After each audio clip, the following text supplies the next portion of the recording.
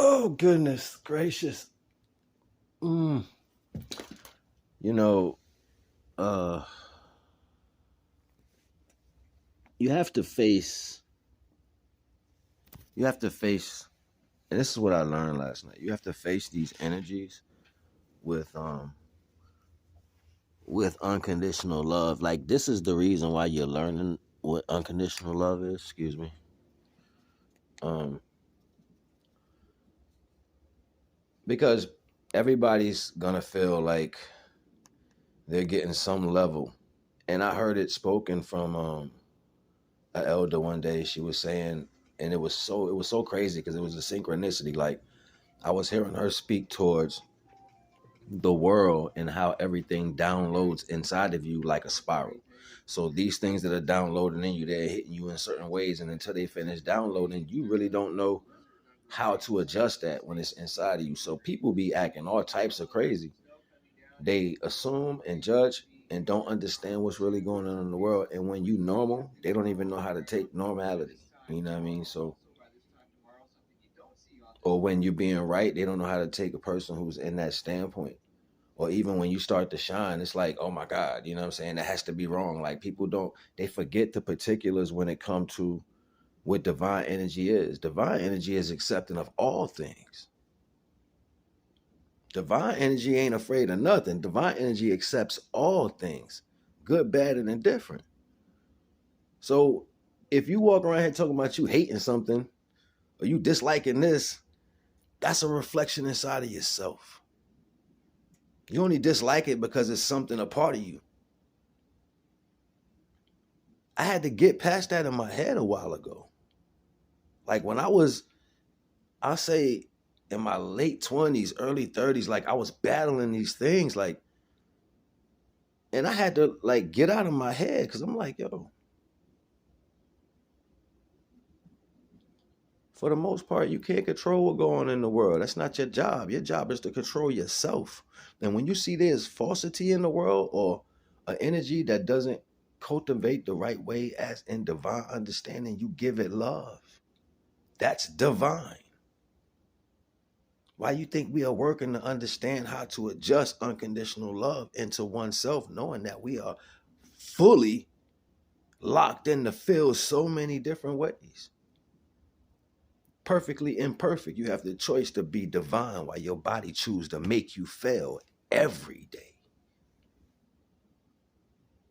But unbeknownst to a lot of people, we run off these energies. You run off that. You run off this concept of reality. And then you guide yourself with that concept of reality and then start mixing in things that you have nothing to deal with, because in all of that energy and all of that feeling and what's going on in you, you are forgetting to tell divine to help you feel this correctly. You are forgetting to say, divine, step in front of me and guide me through these feelings that I'm feeling. You are forgetting to say, divine, I am imperfect at this moment and I can't concept how these things are downloaded in myself. Divine, please guide me through this energy that I'm feeling. No, most people, what they do is they go find other things, other mediums, other things to put between them and the divine. And then they wonder why you are constantly bombarded by the things you put out. But yet you believe in the higher.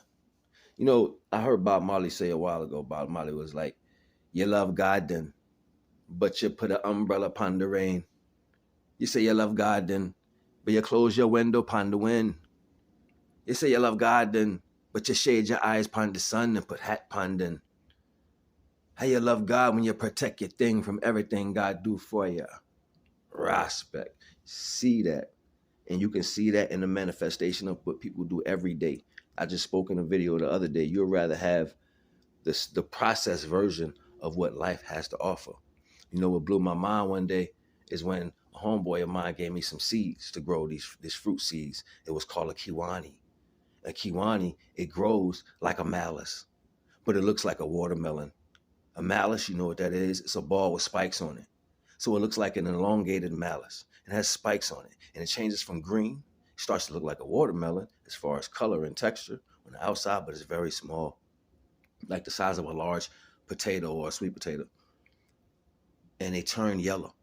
After they turn yellow and you cut them on the inside, they have a green jelly-like substance, right? Smells like banana on the outside, but the fruit tastes like tropical punch on the inside.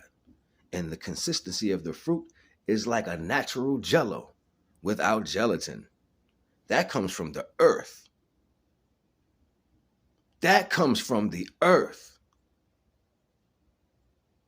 But you wouldn't know that if you don't expand your mind to go explore and see what the divine has to offer you out here. You just think everything that you have at your disposal, somebody just happened to made it up. No, they go in the world and they carbon copy divine and they give you the fake version. That fake version is what got everybody in their head twisted. Because you're quick to grab something else, but you will not grab the divine while you pointing your finger. So quick to get all these middlemen in between the thing that gave you the life force you got right now.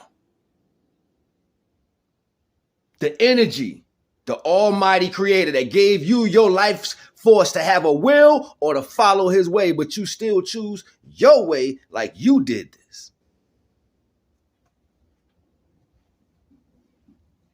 Yeah, it's all good though. You know why? Because the Most High said a fool to speak my truth. So either way, no matter how it was sitting out, that's how it's going to come back. So do what you do while you learn this lesson, because I know how you move. You need to learn this way. Everybody's still pointing their fingers when divine, like, I know how you move. That's how you need to learn. Ain't nobody doing nothing to you. That's just how you need to learn. I ain't gonna even hold y'all. Stay close to the divine. Pay homage to the Most High. Respect. Naga.